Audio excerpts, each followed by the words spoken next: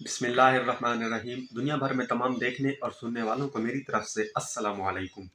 नाजरीन, जैसा कि आप जानती हैं कि हम आपको हर रोज़ पाकिस्तान की सियासत के बारे में कुछ ना कुछ खबर देते रहते हैं। नाजरीन, आज आपको जो खबर देने वाले हैं वो पंजाब और खैबर पख्तूनख्वा असम्बलियों के बारे में है। 23 दिसंबर को पंजाब और खैबर पख्तूनख्वा असम्बलियाँ तोड़ेंगे, इमरान खान का ऐलान।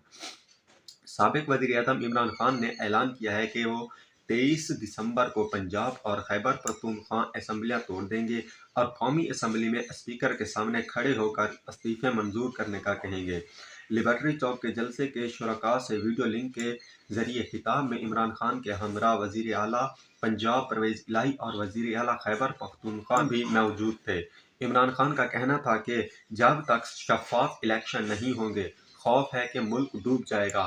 50 साल में आज सबसे ज्यादा महंगाई है। 30 साल से जो लोग मुल्क को लूट रहे थे, इनको ऊपर बिठाया गया। जिस मुल्क का ये दिवालिया निकाल गए थे, इसको हमने 2018 में संभाला।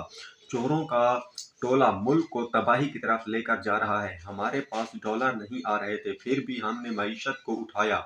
इनका कहना था कि मेरा सवाल ये है, रजीम चेंज का जिम्मेदार कौन है जब मईशत ऊपर जा रही थी।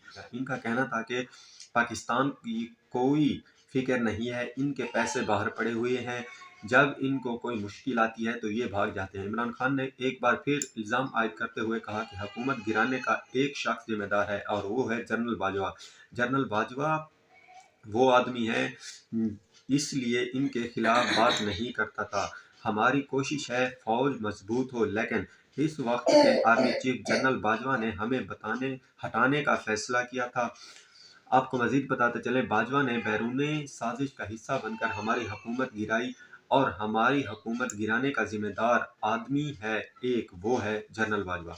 साबिक वज़ीर-ए-आज़म ने ऐलान किया है कि वो 23 दिसंबर को पंजाब और खैबर पख्तूनख्वा की असम्बलियाँ तोड़ देंगे और कौमी असम्बली में स्पीकर के सामने खड़े होकर इस्तीफ़े मंजूर करने का कहेंगे। उन्होंने कहा कि हम 2 असम्बलियाँ कुर्बान कर रहे हैं और इलेक्शन के जरिए इन चोरों को शिकस्त देंगे। इन चोरों को पता है हमने असम्बलियों नहीं जाना, फिर भी मुझे जितवाया।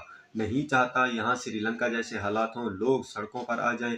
चाहता हूँ हम इलेक्शन के जरिए इनको शिकस्त दें और इन चोरों का नाम और निशान यहाँ से मिटा डालें। नाजरीन, इसी तरह की इंटरेस्टिंग वीडियो देखने के लिए हमारे चैनल डीप न्यूज़ को ज़रूर सब्सक्राइब करें। मिलते हैं किसी और नई वीडियो में। फिलहाल मुझे दीजिए इजाज़त। अल्लाह हाफिज़।